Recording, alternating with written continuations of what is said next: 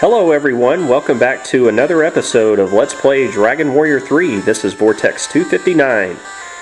Well, since the last time we met, I've spent a little bit of time walking around the castle town of Aliahan, fighting monsters and gaining some experience and some gold along the way. So let me go ahead and show you my character statistics at this point. You can see I now have level 2 for Hero.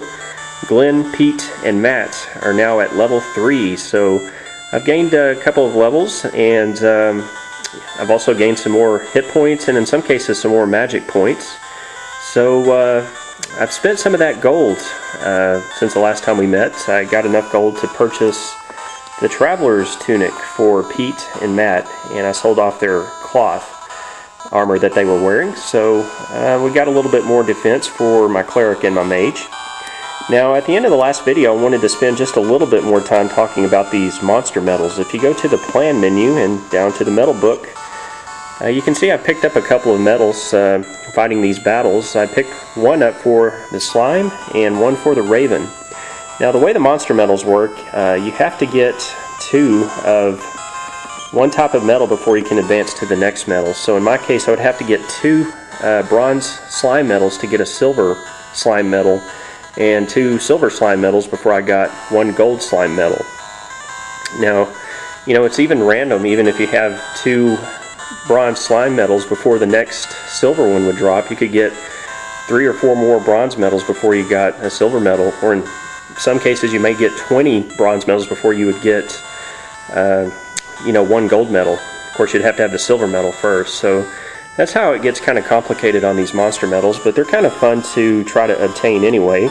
You can see there's 165 total monster medals you can get in the game, so we'll try to get more of those as we go along. Now, since the last time we met, I've also walked around enough that time has advanced and it's now nighttime. So let's go back into the castle town of Aliahan. And you can see the theme music has changed. It's now more of a lullaby version of the main town theme. So we can walk around a little bit and see how the town has changed at night here. So let's just go to the east a little bit. Looks like a man is passed out on the ground there. He says, "Yo, you're that fella I met in the tavern today." "Yes, you are." "Well, it don't matter either way anyway. Chilled ale on a moonlit night is about as good as it gets." So looks like he's pretty drunk there. We'll just have to sleep it off, I guess. Now, you may remember in one of the previous videos we met a man standing in front of his house, but he's no longer there. I guess they trust everybody in town because they left their door open, so let's just go upstairs and we can talk to the man on the 2nd floor. He says, "What do you want at this late hour?" "Well, we want to raid all your stuff. That's what we came in here for." Let's talk to the wife here. "Shouldn't you be home by now? Your mother will be worried sick." And last but not least, looks like their daughter is asleep in bed. "Wah! The night is dark and scary. That's why I go to bed early. When I wake up, it's morning." Well, yeah, I guess the night can be dark and scary. There's monsters prowling around outside your hometown. Well, if we loot their chest of drawers here, we can find there's nothing in that first drawer, but in the second drawer, we get another tiny medal, so that's tiny medal number 2. Remember, we need 5 to get that spiny whip. So I guess that's pretty much all I wanted to do here in town. Now, I've spent a lot of time leveling up outside, so I'm just going to go ahead and go back to Mom's house here. She's already standing outside waiting for us. "My, you were so late, but I'm glad to see that you're safe. Quick, let's get you inside." So if we talk to Mom here, she tells us, "Welcome home, dear hero. You must be tired. I've made your bed. Your friend should rest too." So we get to sleep for free, recover all of our HP and MP, and it's morning again. So all is well. Alright, well, I guess that's pretty much all I wanted to do here in the castle town of Aliahan. The next town we want to go to is a town called Reeve. You may remember one of the ladies here in town told us that Reeve is north of Aliahan. So let's go see if we can find that town. And oh yes, there's one more thing I wanted to mention that I forgot to mention last time. As far as spells go, Hero actually has a spell that he can use that's called Recall.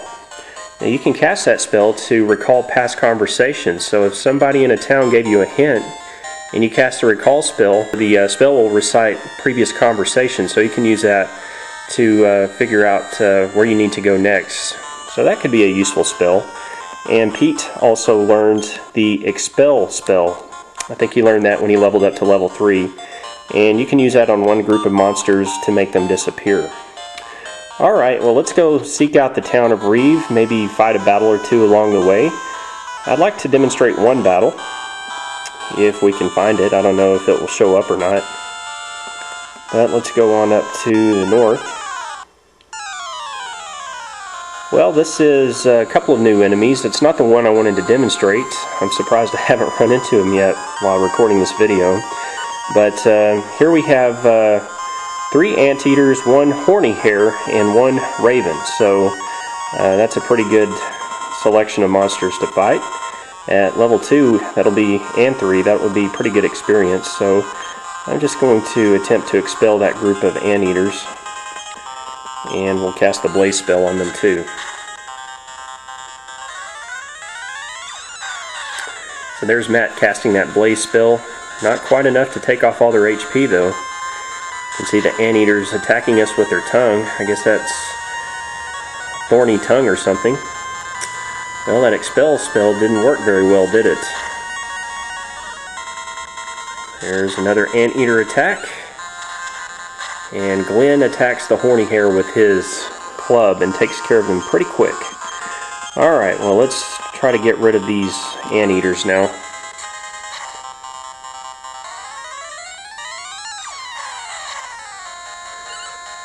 Taking them down one by one. The anteaters have a lot of hit points compared to the other monsters. But fortunately their attack is not too strong. Still got one more round to go. We'll just have everybody fight this time. There we go. We got rid of all of them.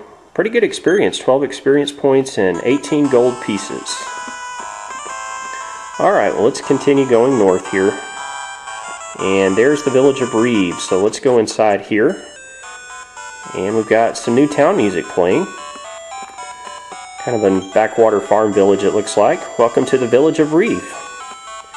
Now, each time you enter a new village, be sure and check the item and weapon shops because there will be some new items for sale more than likely. Let's see what the item shop has to offer. Well, we can get a turban, but none of our party members can actually use the turban. And you can also get repellent, which will actually keep the weaker monsters from attacking you when you're out in the field. Well, I guess that's all I wanted to do here. Let's see what else we can find here. Anything up here to the north? Nope, nothing in the north. But we have a little house we can go into here. And inside here, this man asks us, have you gotten the thief key? Well, not yet. I hear that there is a cave that connects to Najami Tower in the forest south of the village. The old man who lives in the tower is supposed to have the key. Okay, well that's good information to have. We're looking for that thief's key. And we've heard of the Promontory Cave and we've heard of Najami Tower, and apparently there's an old man in the tower that owns the thief's key. So we'll try to get that from him a little later. Let's look at this bookshelf here, see if there's anything. Hey, we got the muscle book. What in the world is the muscle book? Well, that's an item that will change your personality. Let's see, we gave that to Hero. Let's pass that on to Glenn. Glenn's kind of a musclehead anyway because he's the warrior, so we're going to use that on him. And Glenn read the muscle book. It describes how to build muscles. So Glenn became powerful and bold, so that's going to change his personality from lewd to a jock. So that means his strength should increase quite a bit when he levels up. So that's a good item to give to your warrior. Alright, let's go back outside now. Do a little more exploration of the town. Looks like a fighter type man standing in the middle of town. When you're outside of any town, you may see some odd places. You should go investigate them instead of just gawking at them. Well, that's kind of a hint that I'll show you what he's talking about here a little later. And here's an inn you can spend the night. We've got a door that's locked. The thief's key would be useful to open that door. Well, let's talk to this little kid. Beat up lots of monsters, please. They took my mama and papa. Ah. Well, that's too bad. Sorry to hear that. Alright, I think I've got time to look at one more thing in this town. Let's go down here and talk to this man. He looks like he's standing in front of a rock. Oof! Oof! Nope, it's too heavy to push. Well, let's push it out of the way for him. Oh, amazing! Your strength must serve you well. Well, there should be a purpose to that, and the reason there is a purpose to it, if you check under the foot where the boulder was, you can get another tiny metal. So that's tiny metal number 3. 2 more and we can get that spiny whip. Well, that's all the time I'm going to have for this episode of Let's Play Dragon Warrior 3. Hope to level up another level or 2 before the next time we meet. This is Vortex 259. Have yourself a great day. We'll see you again next time.